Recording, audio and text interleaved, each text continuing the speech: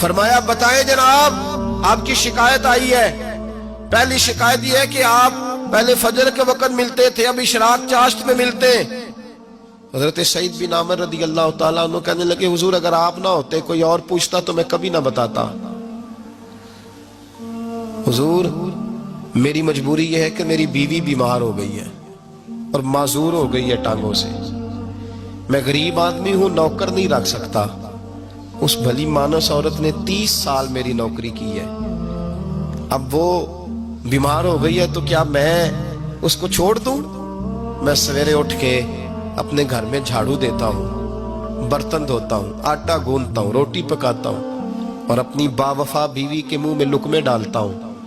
حضور وہ پخانہ پیشاب کرتی ہے تو وہ بھی میں صاف کرتا ہوں. وہ میری ذمہ داری جو ہوئی تو ذرا دیر ہو جاتی ہے. بس پہلے سوال کا جواب آیا تو لوگ کہتے ہیں ہمارے جسم کے رونگٹے کھڑے ہو گئے. پھر کہا آپ کی دوسری شکایت یہ ہے کہ آپ ہفتے میں ایک دن ملتے نہیں. تو حضرت سعید بن عامر کہنے لگے حضور کاش یہ لوگ مجھے رسوا نہ کرتے، کاش سریعام نہ پوچھتے تو میرے اور میرے رب کا راز تھا، یہی بہتر تھا. فرمایا کہہ چکا ہوں نا غریب ہوں، جوڑا ایک ہی ہے میرے پاس. ٹھنڈ کا موسم ہے تو ہفتے میں ایک دن کپڑے دھو کے خشک ہونے کو ڈال کے بیوی کے کپڑے پہن کے بیٹھا رہتا ہوں.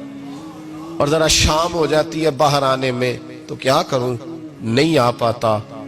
کہا تیری تیسری شکایت یہ ہے کہ تو رات کو نہیں ملتا، صرف دن کو ملتا ہے.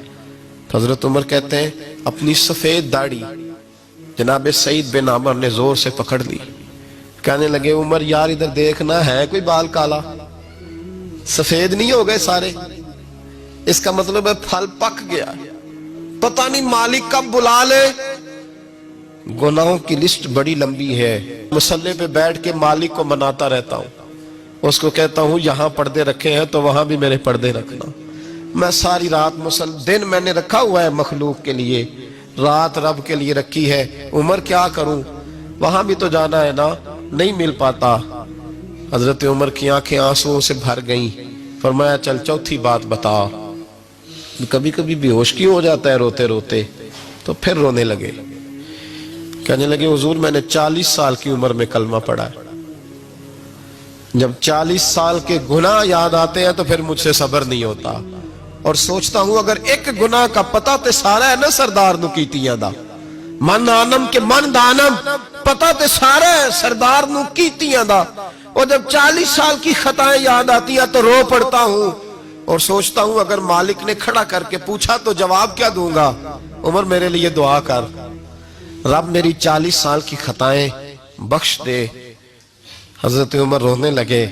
جناب سعید بن عامر کہنے لگے بڑی باتیں ہو گئیں، میرے بڑے پردے کھل گئے، چل اب میری سزا کا اعلان کر میں جاؤں. عمر اب بتا. میں نے جواب دے دیا اب شکایات پر سزا کا اعلان کرنا میں جاؤں. تو حضرت عمر نے ہاتھ اٹھائے کہا اے اللہ مجھے اس طرح کے کچھ اور گورنر بھی عطا فرما. اے اللہ میرے رسول صلی اللہ علیہ وسلم کے غلاموں کو اس طرح کے کچھ اور گورنر بھی عطا فرما. یہ میرے بھائی میرے رسول کے یہ تھے وَقَانُوا يَتَّقُونَ.